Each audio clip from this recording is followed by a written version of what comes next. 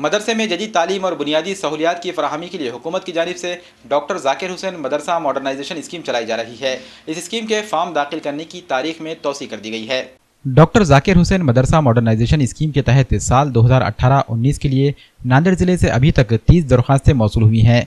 इनमें नांदेड़ शहर से 12, मुखेड़ से 6, हदगांव से 1, नायगांव से 3, हरधापुर से 1, देगलूर से 2, किनवट से 2, माहूर से 2 और बिलोली से 1 दरख्वास्त शामिल है। दरख्वास्त दाखिल करने की आखिरी तारीख में 30 अक्टूबर तक तोसी कर दी गई है। इस स्कीम के तहत जो फंड मदरसे को दिया जाता है उसके तहत मदरसे में जदीद तालीम, बुनियादी सहूलियात, लाइब्रेरी और मौलिम की तनख्वाह शामिल हैं। डिस्ट्रिक्ट प्लानिंग कमेटी के ऑफिसर सुरेश थोरात ने MCN उर्दू से बात करते हुए इस स्कीम और इससे इस्तेफादा कुनिंदों की तफसीलात से वाकिफ करवाया। ये स्कीम अकामती मदरसों के लिए चलाई जा रही है, न कि मकातिब के लिए। डिस्ट्रिक्ट प्लानिंग कमेटी के ऑफिसर का कहना है कि जब कोई इदारा अपनी दरख्वास्त दाखिल करता है तो उसकी जांच की जाती है और उसके बाद जिला परिषद के एजुकेशन डिपार्टमेंट को भी जांच करने की हिदायत दी जाती है। इसके बाद ही दरख्वास्त गुजार की फाइल को आगे बढ़ाया जाता है।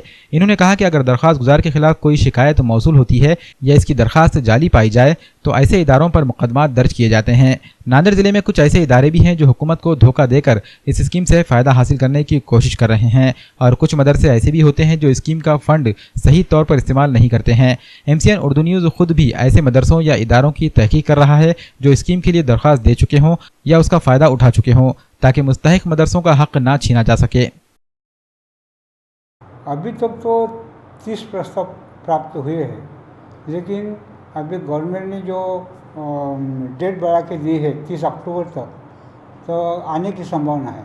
जो गाइडलाइन के मुताबिक तो मकतब को नहीं दे सकते हैं, मदरसा को ही दे सकते हैं। सरकार का मतलब ये है कि अभी मदरसा में जो धार्मिक शिक्षण जो लेते हैं विद्यार्थी, अभी उनको धार्मिक लेते हुए एजुकेशनल पाठ्यक्रम की जो पढ़ाई होती है, ताकि इंग्लिश लैंग्वेज की हो, कोई गणित, साइंस, उसकी भी पढ़ाई होना चाहिए।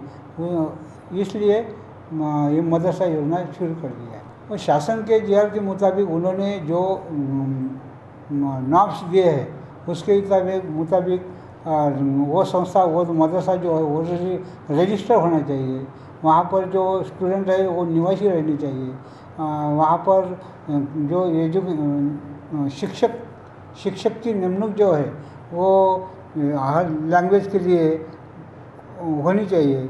और वहाँ के जो संस्था है वो रजिस्टर रहने के बाद जो काम कब से चालू है, 3 साल का उनका ऑडिट हुआ है क्या, उनका खर्चा बराबर दिया जाता है क्या, वो जो जगह है उनकी है, खुद की है या किराए की है, वो देखा जाता है। वो चेकिंग हम पहले तो हम करते हैं, उसके बाद में एजुकेशन ऑफिस से लोगों से करवाई जाती है और फील्ड विजिट भी उनके तरफ से करवा लेते हैं।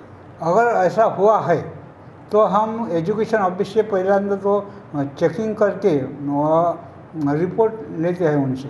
अगर उसके बावजूद भी अपने को कुछ डाउट है तो उनके ऊपर FIR भी दाखिल कर सकते हैं।